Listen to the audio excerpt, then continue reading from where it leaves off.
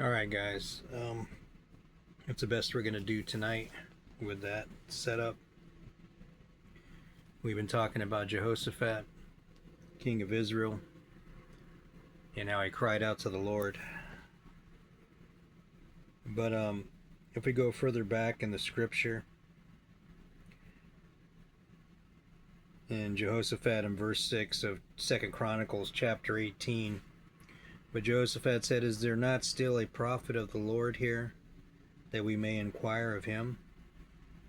So the king of Israel said to Jehoshaphat, "There is still one man by whom we may inquire of the Lord, but I hate him, because he never prophesies good concerning to me, but always evil."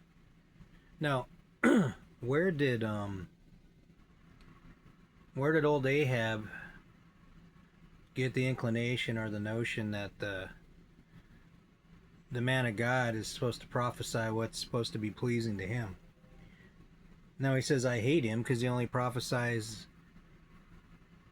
things that are bad against me. Never prophesies anything good." So where did he get that idea from? Because that idea is in the church today, and a lot of places where you have these guys that say they're prophets, and it's spelled Profit, prophet, not prophets. And I remember there was a time when I was doing crusades. There was times when God would give me words, and I didn't like it.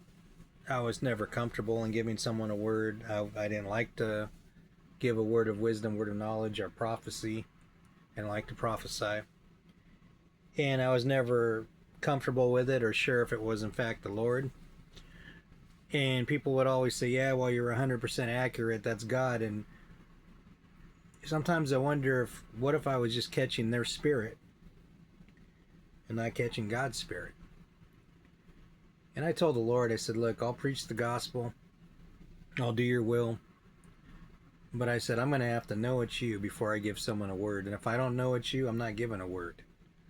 And if that means that I'm a boring preacher or people aren't entertained, so be it. I'm not going to be up here dancing around or trying to entertain people. That's not what the gospel's about. I'm not going to do that." That's why I love Doc Scott. He didn't do that, although he was straight comedy. A lot of his antics were funny.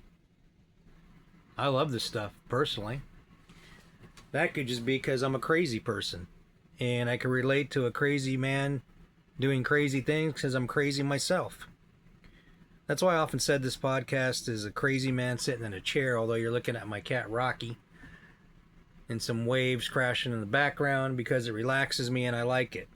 And also, like I said, because of the issue with my throat and my chest and my voice and all this foolish nonsense, you wouldn't hear me unless I was right here up against the microphone, which I am. But look, the Holy Spirit's not here to entertain us. God and Jesus are not some cosmic comedian, or even furthermore a cosmic bellhop or genie, or some kind of wizard or something that's going to entertain us and do our will and our bidding. We're here to do God's will, to do God's bidding. That's not always going to be comfortable. In fact, for a man of God that's been in the trenches, and you could ask Pastor Jeff about this too, sometimes it is a burden. Sometimes we don't want to preach. Sometimes we're tired, or we don't feel good, but we do it anyway. Sometimes we're just pissed off, but we do it anyway. Jesus got mad.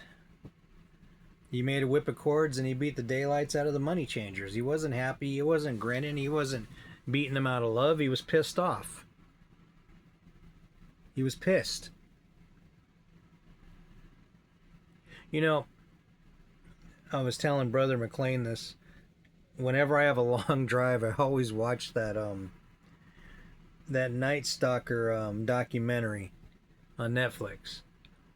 And I like it because I like the interviews by Carrillo and by the Italian guy that was part of the That was after the Hillside Strangler.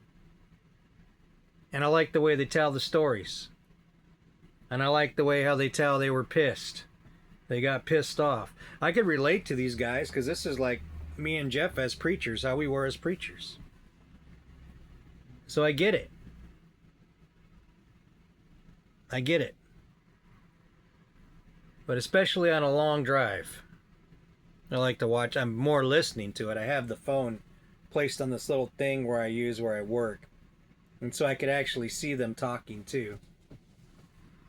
And mostly listening because I don't want to crash into something. I want to wreck on the 15 freeway or the 5 freeway or go flying off a PCH or something, right? But yeah, it keeps me awake because I could relate. But Jesus, when he got tired, he slept. When he got mad, he kicked some butt. My Father's house is a house of prayer, but you've turned it into a den of thieves. What do you think Jesus is going to say about the church when he sees a den of thieves? I mean, everything's about catering to the people. I mean, okay, I get it. I understand. You want to, as a believer, as a Christian, you want to be entertained. I get that. But man, you could be entertained at Disneyland. It's not a sin if you're not worshiping at the place. You can be entertained at Magic Mountain. You can be entertained at Universal Studios. You can be entertained at the beach like I am. Looking at the waves and just tripping out. No sin in that. Tripping out off the sharks swimming between your legs, the sand sharks. Because I ain't getting in there when the big sharks are there. My butt is getting back on the sand. Last time I was there, I saw a stingray come creeping up on me, and I got stung by one of those last year, so I was pretty pissed about that. But anyway, I kicked some water at him, and he didn't get scared and take off, so I thought it was a suitable time for me to step back out of the wave and onto the shore. I didn't need another barb going through my ankle. But God is not here to entertain us. He loves us. He's merciful. If he didn't love us, man, a lot of us would be dead. I would be dead. Without a doubt. Without a doubt, I'd be consumed by fire. Like my movie, A Chance Before Hell, I'm on fire and it burns. I'd be consumed by fire if he wasn't merciful. The nonsense I've told him and said to him, and as mad as I got at him. But God's not here to entertain. He wants us to do his will. You know, we're on trial, not him. We're like his masterpiece. So all the heavenly host and all the creative beings and all the things that he created before he created this diseased Adamic race. He says, you see, I have a creation that will love and serve me because they want to. Because I'm God. Because I'm great. Because I'm the Alpha and the Omega. Because I'm the creator of all things. I have a creation that'll do that. That'll love me for me. Because I'm God. He could have forced us to worship him. He doesn't force us. He doesn't force himself on us. He lets us choose. But old Ahab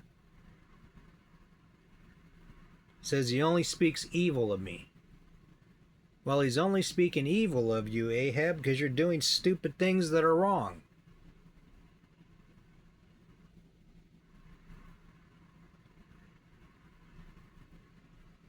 He's only doing wrong.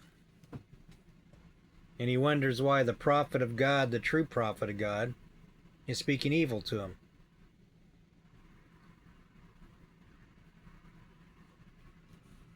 But Jehoshaphat said, is there still not a prophet of the Lord here? that we may inquire of him. So the king of Israel said to Jehoshaphat, there is still one man by whom we may inquire of the Lord, but I hate him, because he never prophesies good concerning me, but always evil. He is Micaiah, the son of Emiah. And Jehoshaphat said, let not the king say such things. Then the king of Israel called one of his officers and said, bring Micaiah, the son of Imlah, quickly. And the king of Israel and Jehoshaphat, king of Judah, clothed in their robes, it says actually, sat each on his throne, and they sat at a threshing floor at the entrance of the gate of Samaria. And all the prophets prophesied before them. Now Zedekiah, the son of Chenanah, had made horns of iron himself, and he said, thus saith the Lord, with these you shall gore the Syrians until they are destroyed. Well, I guess he was into his job, even though he was prophesying nonsense. He went out and he made some horns. He got all into this. I wonder if he was a filmmaker. Or some kind of artist or something.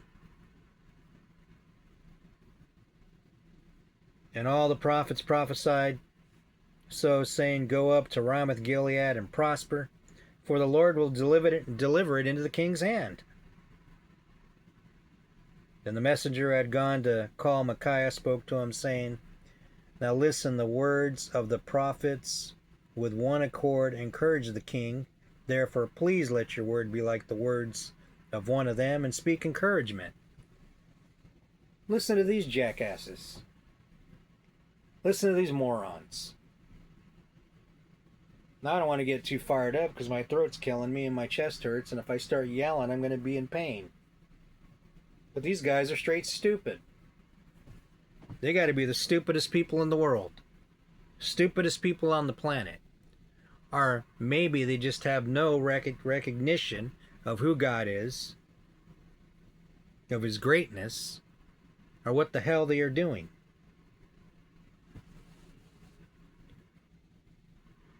They're asking him to prophesy good. If he's saying what God's saying, how can he guarantee he's going to prophesy good? What if God's angry with this whole situation? What if God has nothing to do with this? So speak encouragement, they said. And Micaiah said, as the Lord lives, whatever my God says, that I will speak. Now I'm sure God probably told him to lie to him and mess with him. I wouldn't doubt it, because of what he says next. I mean, I'm not saying that's thus saith the Lord. I'm just saying, he said, I'll only say what God tells me to speak. Now, either God told him to say this nonsense, or he was just so pissed at having to deal with this stupidity that he went and said what he said next. One of the two. One of the two. Then he came to the king, and the king said to him, Micaiah, shall we go to war against Ramoth Gilead, or shall I refrain? And he said, go and prosper, and they shall be delivered into your hand. So the king said to him, see, he knows, he already knows. How many times shall I make you swear that you tell me nothing but the truth in the name of the Lord? Then he said, well, you asked for the truth, so here you go, buddy. Now you're going to get it. Then he said, I saw all Israel scattered on the mountains as sheep that have no shepherd.